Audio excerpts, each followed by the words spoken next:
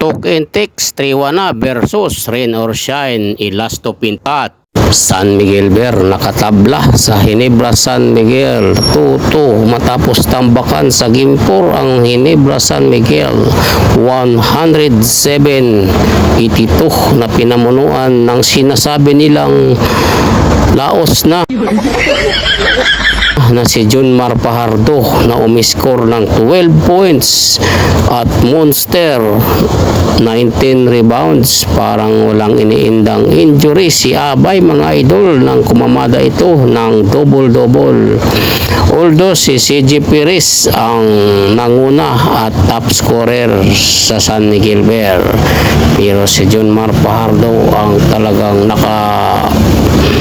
focus sa atensyon ng karamihan mga idol dahil siya ay mayroong injury pero naglaro pa rin na parang walang injury. Ano kaya kunyari lang ba talaga na ma-injury si Junmar para mag-relax ang Ginebra? Marami naman ang nagsasabi na bigay daw ng Ginebra ang Game 4 dahil nung halftime ay lamang pa nga sila ng dalawa, 58-56.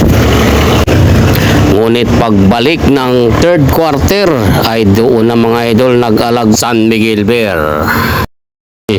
Bumanat ng 17-0 run para lumayo sa Barangay Ginebra. Marami ang nagsasabi na sa mga comment ba, pero di naman yan, haka-haka lang nila yan na baka daw may sinabi ang mataas ng Ginebra na huwag kayong yung galingan kasi ano to, paabot ng Game 7 ipatabla natin ang San Miguel Bear. Ganun ba yun mga idol?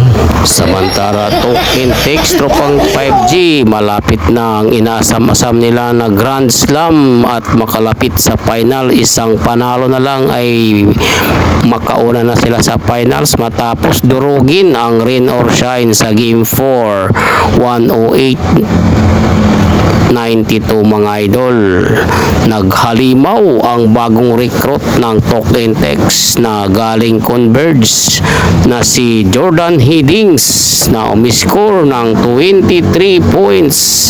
Samantala nahirang naman na best player of the game si Brandon Granuelas Roser na naghalimaw ng 22 points at 11 rebounds mga idol. At dito nga mga idol ay susubukan nilang tapusin ang series sa Game 5 na lalaroin sa Smart Araneta sa Friday mga idol. Salamat sa panonood mga idol.